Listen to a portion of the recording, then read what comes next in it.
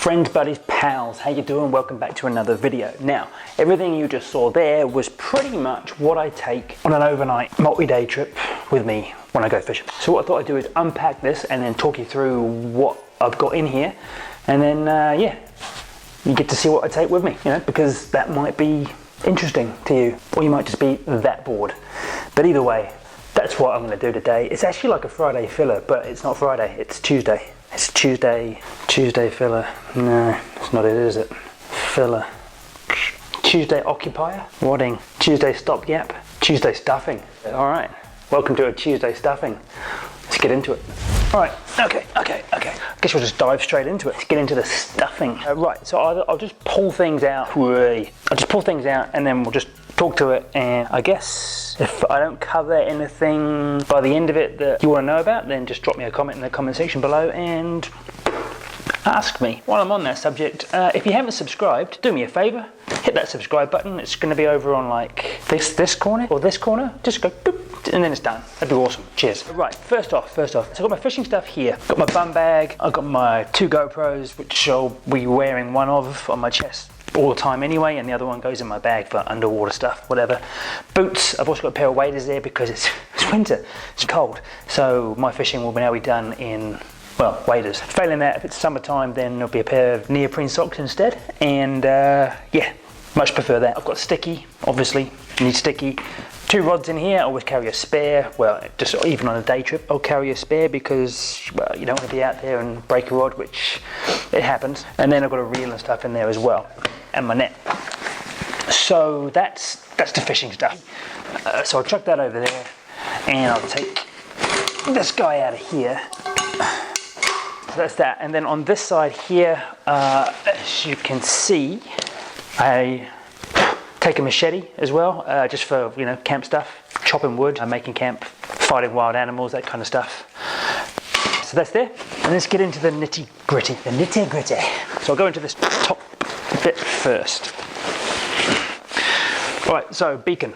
Always carry a beacon when I'm, well, going anywhere, especially, you know, backcountry stuff where you don't have a phone signal. These things are super important. In my opinion, no one should go into the backcountry without one of these. This is a GPS triangulation kind of jobby. Super good. I mean, it's so important. My question to you is, if you don't have one of these, it's just why not?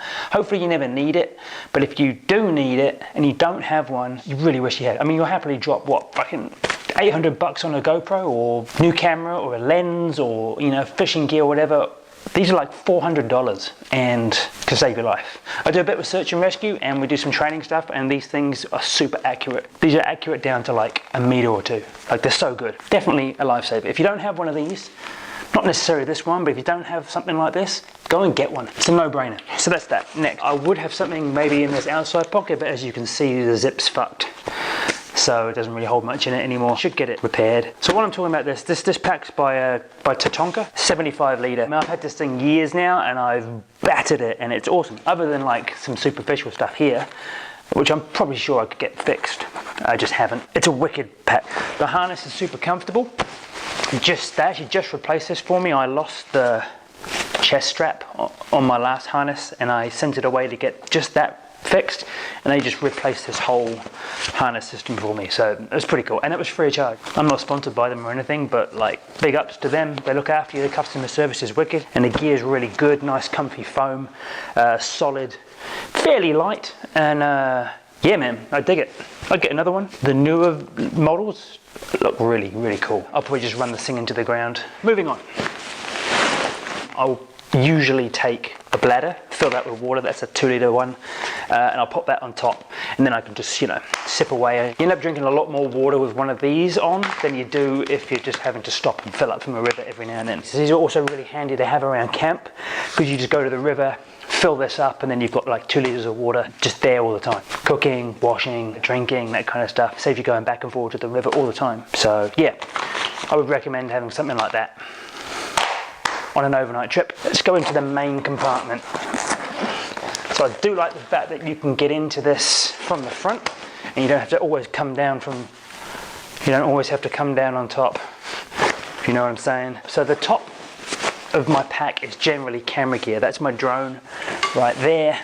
It's my my big lens right there, spare batteries, that kind of stuff. Battery pack, they normally sit in the top where I can get to them real easily and they're not kind of, you know, crushed by anything. The other thing camera gear wise is the camera I'm filming this on and the tripod that it's sitting on, that will come with me as well.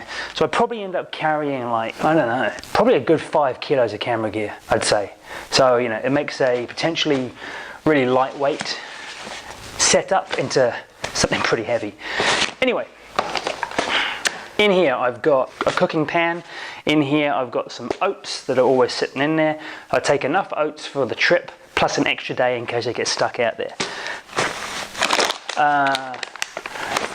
So this is just like, I threw this in here because it was just like one night's worth of pasta that I had lying around. That kind of serves 4, so it's like those dehydrated meals, and then what I'll do is I'll add maybe some salami or something like that to it, or a tin of tuna, depending on how many days I'm going for and how light I want to keep things. And that costs like $1.80 versus $14 for like one of those dehydrated, you know, special jobbies. So way cheaper. My buddy Gene put me onto this, and yeah, can't believe I didn't think of it before. So that's in there. Next, first aid kit. Carry that with me on a day trip, but certainly on an overnight trip when you're away for multiple days, you know, just, it makes a lot of sense. Camp clothes. I've got my camp clothes in here. Now, what have I got in here? I've got base layer pants, base layer thermal, long sleeve, a mid layer kind of, actually let me just show you. So, in the top here I've got my kind of Patagonia coat, mid kind of layer coat thing. Brilliant thing, I've had that for years. I love it. The rest of the stuff, that's just a dry bag, obvious reasons. I don't want these clothes getting wet because I'd be in trouble. So this is my mid layer kind of long sleeve thermal, and that's just really lightweight but super warm with a hood. Camp socks, long sleeve base layer, thermal pants, comfy camp pants, and the only other thing I'll add into that will be this beanie right here. So they're my camp clothes. So when I get to camp, finished for the day, bang those comfy clothes on, 5-star. Got a rain jacket, wading jacket, obviously never leave home without that. I've got my sleeping bag in here. If you don't have one of these compression jobbies, get one, because it saves you so much space. They're really, really good, and it's waterproof. So I've got that there. I have my Thermarest sleeping, I have my Thermarest sleeping mat here and a little pillow here. And I keep those two joined so obviously, you know, I don't lose this little thing. If you don't have one of these, I got by for years with like a cheap, shitty kind of sleeping mat, 3/4 length, thought it was no big deal. I eventually dropped the money and bought this Thermarest Neo Air. And I tell you what, I've never looked back since. I will never sleep on anything else. It's like sleeping on a cloud. It's so nice. So yeah, I'm in an iron about whether or not it's worth dropping the money on like one of these. It's totally worth it.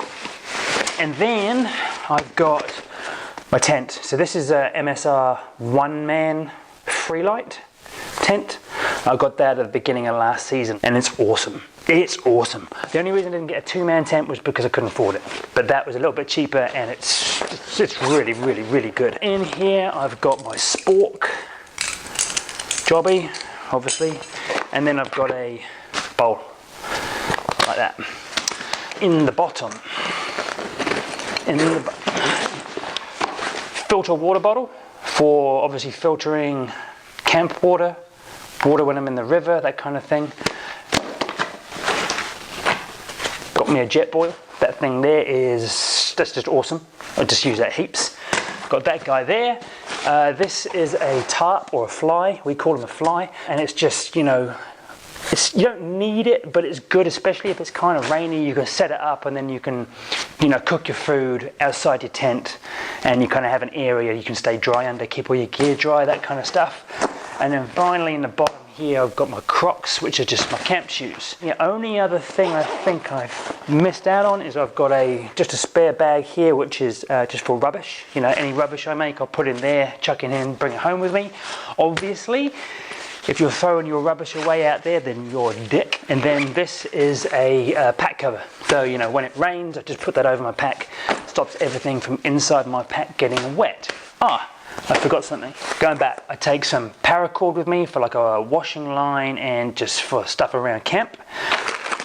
These are biodegradable wet wipes. I won't go into, you know, the main reasons why I need that, but I'm pretty sure you can work it out. And then in here, I've got fire starting stuff, headlamps, spare batteries, and earplugs. I find that if I put earplugs in at night, it just helps me sleep a bit better. And then the fire starting stuff, obviously, starting fires and headlamp and heaps of spare batteries. That's about it. The only other thing I'll talk about quickly is what food I take with me. Now, I used to just pack way too much food. I used to try and make sandwiches for the first day, and then I'd try and have like things lined up for the next day. And basically what I end up doing now is I have oats for the morning. I take like a stick of salami and a block of cheese with me, which I'll use for like food in the day, like lunch basically.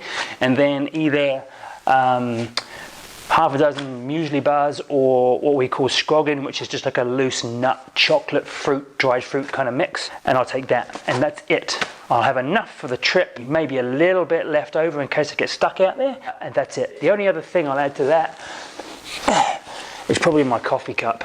I think that's it. So I guess I'm gonna sort all this back out and put it back in the cupboard because I ain't going nowhere at the moment. But that gives you a bit of an idea about what I take with me and kind of what you need to spend, you know, a day or 2 or 3 or 5 in the bush, on the river in New Zealand. If there's anything you guys think I've missed, or is anything you guys do that you think I might like to know about, drop it in the comment section below and let me know. I'll be interested to hear what you guys do. Cool, hope you guys are staying sane. I hope you're healthy. I hope you're getting through this okay without too much grief.